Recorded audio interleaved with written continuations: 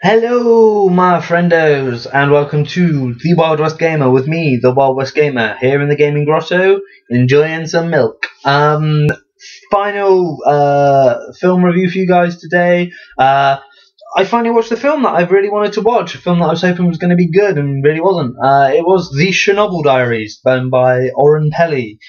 For those of you who know him or don't know him, he of paranormal activity fame.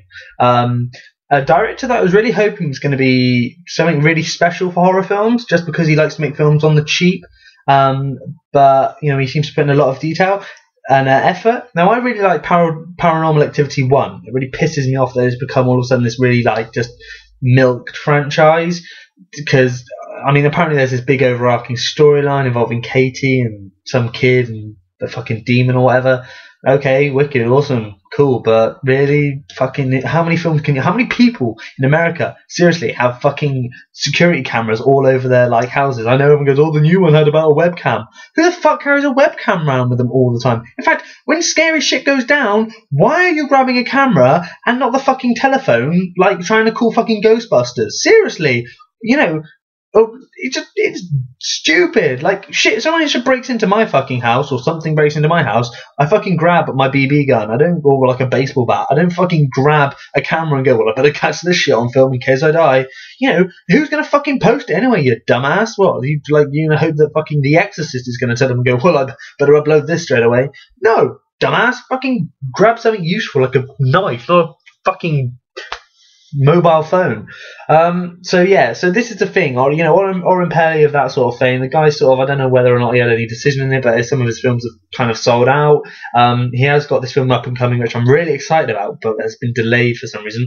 Area 51. Really hoping that's really good, because I love anything to do with Area 51. Big conspiracy nut with regard to that. Really like hearing about all that weird shit that they think goes on down there. So hopefully that'll be good. The teaser trailer was a bit weird and eerie and creepy, both teaser trailers, but it remains to be seen, what is actually how that goes. But the Chernobyl Diaries, produced or directed or something by Oren Peli, or it was, I don't know, something was done by some of the guys from it. To be fair, this is the problem. Chernobyl Diaries. I'm really interested about Chernobyl. What went on there, what happened, the crisis, really interests me. But this film, this film should have, this film was gonna do a horror film, but in Chernobyl, based on, the accident, something weird went on, perhaps people got mutated or something like that, perhaps there are people still living there, perhaps the place isn't just as abandoned as you think it is, shit like that, something cool like that. The idea was really cool. The trailers look really creepy and eerie. Chernobyl just seems like a perfect, and Pripyat in specific, seems like a perfect place to do a horror film. The Stalker, Shadow of Chernobyl games, really, really capitalized on the eerie feel. Just stuff like that. I had big hopes for this. I've been following it for a while, and I was really hoping that Chernobyl Diaries was going to be good. Well, when I finally saw it, again, just another big letdown and another really mediocre piece of crap. The Chernobyl Diaries is just not good. It first mistake it makes is giving you stock characters, people are gonna die, because, well, apart from being a horror film, all of them just fall really snugly into the caricatures. You've got, the younger brother, who's got high ambitions for his life. You've got the older brother who's, like a made man, and he wants to show his friends a good time and stuff like that, and he's really protectful of them, and stuff like that. You've got the pretty blonde girl, who's in a really good relationship, and she's really happy and all sorts of stuff like that. You've got the other friend who's quite headstrong and clever, and she's just quite clever and quite strong-willed, stuff like that.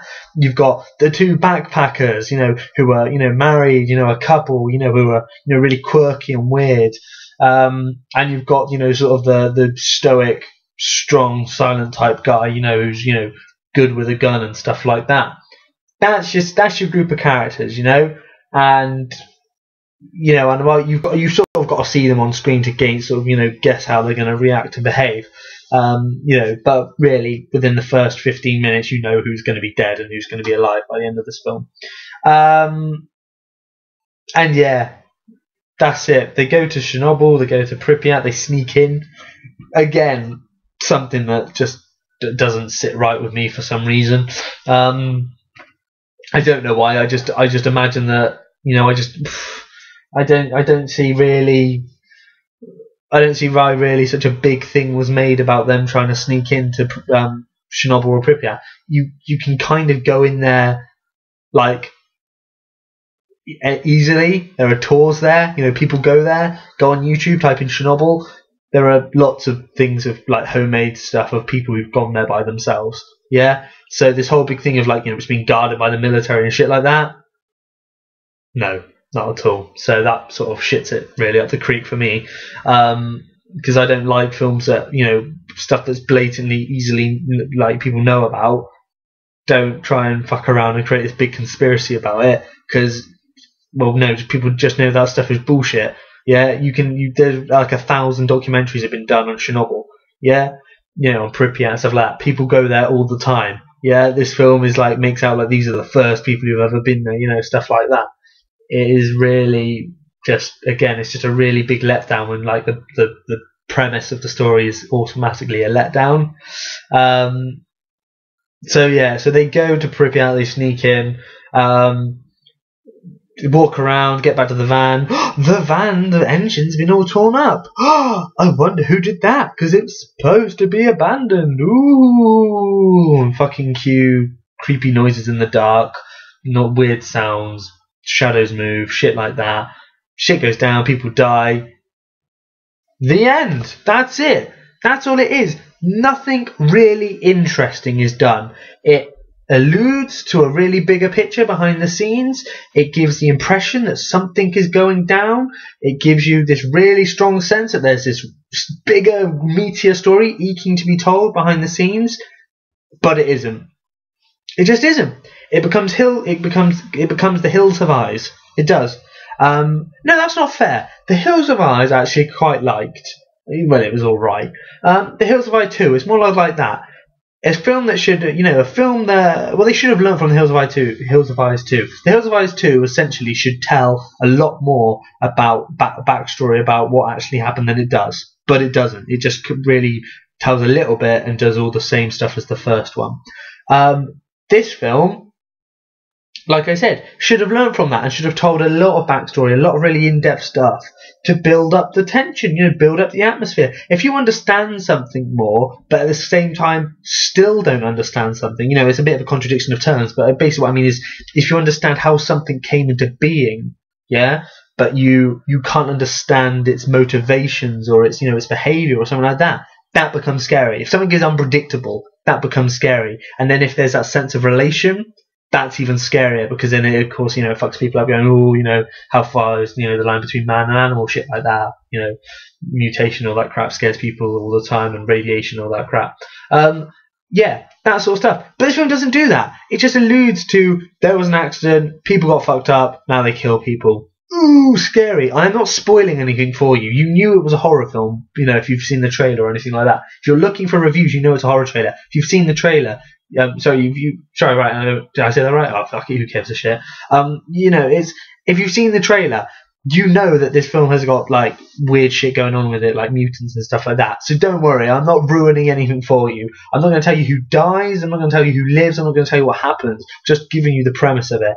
And it is just a stock horror film. A film which because the first thing was, it's not a found footage film, yeah? It's not like shaky cam and all that stuff. It actually is, you know, a proper, you know, camera going around behind these people, which is nice for once. I'm tired of these films trying to give you this sense of real, you know, authentic, you know, this real authentic vibe to it by forcing you to watch, you know, through some fucking wind tunnel as some guy's trying to hold a camera up to it, you know, shaking all around. Like if I do this, then oh, it's so scary, oh, I'm terrified, oh, someone's attacking me. Yeah, that's not fucking scary. Yeah, that just made me have a fucking seizure. All right, seriously.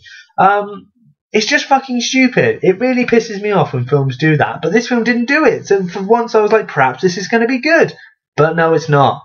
because, like I said, it resorts to big, massive cliches. When I watched it, was I disappointed? Like, did I feel like I'd wasted my time watching this film? No, not really. It's got a couple of jumps in it. It's got a couple of weird bits. The fact that you think there may be a bigger story behind the scenes, and you kind of get a bit of info on it, kept me going. But some of the people who died, I didn't think were going to die. Some of the people who lived, I didn't really want to live. But fair, whatever. The way it ends is, yeah, alright, whatever. But yeah, the Chernobyl Diaries, it's basically like Daybreakers, which I reviewed, previously.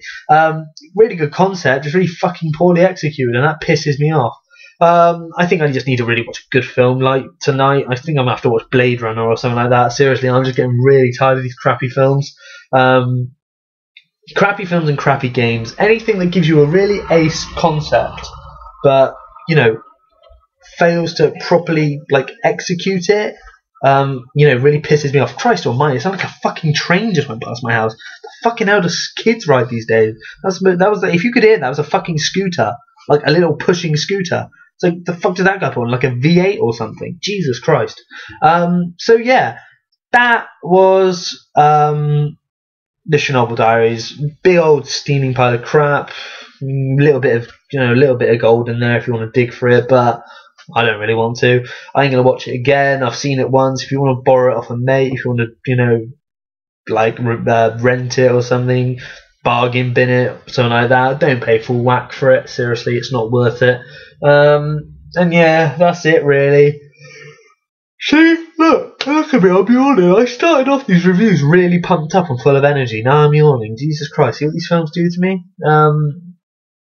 It takes it out of you, watching this shit. But yeah, that's it really, guys. Chernobyl Diaries, big old steaming pile of crap.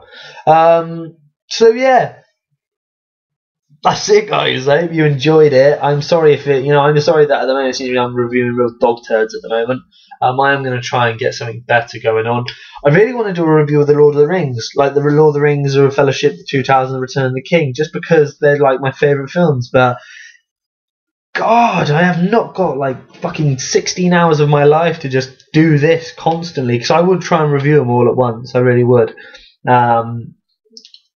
In one big, here's the Fellowship, this is what I think, here's the, but that would be 2 hours worth of footage, and then ain't nobody got time for that.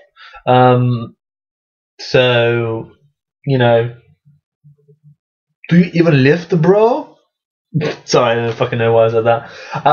So yeah, there you have it, guys. Oh, really good news. Sorry, something that I was going to tell you about. Yeah, fuck it. This can also be sort of like a little info blog. Injustice demo comes out really soon. The Injustice game was something I was really excited about. So I'm hoping it's going to be awesome when I finally get a chance to play it. All of the videos that are online look really good about it. Check it out. The tournament is nearly at an end. I'm assuming it's blatantly going to be Superman versus Batman. Really blatantly as well. What's going on with my hair? I mean, blatantly is going to be, God Christ almighty, fucking hell. Yeah, it's blatantly going to be Superman versus Batman, isn't it? Come on. Everyone wants to see that. And I think it's going to be Batman. I don't know why. I just think it's going to be Batman. The thing is, it's so predictable, what they're going for. The whole Dark Knight Returns, the whole classic Superman versus Batman scenario. I think it's going to be Batman. Just because it seems to be it's going with public opinion to start with, that if people want to see Batman and Superman duke it out, so that's how it's going. I think it's going to end up being Batman winning, just because it's the fucking Dark Knight, and I think the guy's a badass. But I'm hoping that certain characters, specific moves, which actually are relative to these characters. I mean, Batman always carries a piece of kryptonite on him in case Superman ever goes rogue while he's near. I'm hoping that the guy does have because you've seen the on the box. I think the box art is him charging at Superman, and Superman's firing off an eye shot. Holding this dagger of kryptonite. I'm hoping he pulls that. So he can fuck up the Man of Steel. I'm not joking. Seriously, that would be sweet. So when the demo comes out, you get Batman, Wonder Woman, and Lex Luthor in the demo. And it's Gotham. I think you only get Gotham to fight in the Gotham arena. But I am gonna, I'll do an impression video of that, of what I reckon of it. Because I think it will be genuinely brilliant. Likewise, it's pissing me off that I can't get Bioshock Infinite. I was really hoping to have the channels for no greater way to mark over 100 views and do a Bioshock Infinite review, but enter B. Start getting more money, start making more money, and then I'll be able to buy the brand new games and review them for you all. And then I, become a little bit more relevant, but I'm still going to do the retro stuff because that's awesome. So guys, thank you very much for watching. If you're watching it, big sort of just a little request for you guys. Please tell your friends. Please, share my videos. Please, please encourage people to come and watch. It really would mean a lot. I'm really getting more comfortable behind the camera now, or in front of the camera, sorry. Really enjoying doing it, and I'm really hoping that you guys are enjoying watching me as well. I know, like I say, listen, I always say it, and I shouldn't keep going on about it, but I do apologise for the quality, perhaps, of the videos, maybe sound or something like that. The fact that I don't have any actual game footage in it. But like I said, I am going to get better equipment. I am going to get some stuff sorted out. It's just bear with me, and hopefully, there's enough of what I'm saying is interesting enough to listen to. So, guys, like I say, thank you very much for watching. Much appreciated. Subscribe and leave comments and stuff like that. And yeah, thank you very much, guys. Really means a lot. And I shall see you on the flip side. Look. On the flip side. And yeah, before I end up with a full comb over, I'm going to take off. So, chillax, guys. I just punched myself in the nuts. Really fucking hurt. Have a good one. Fuck that. Jesus. See you later, guys. Bye.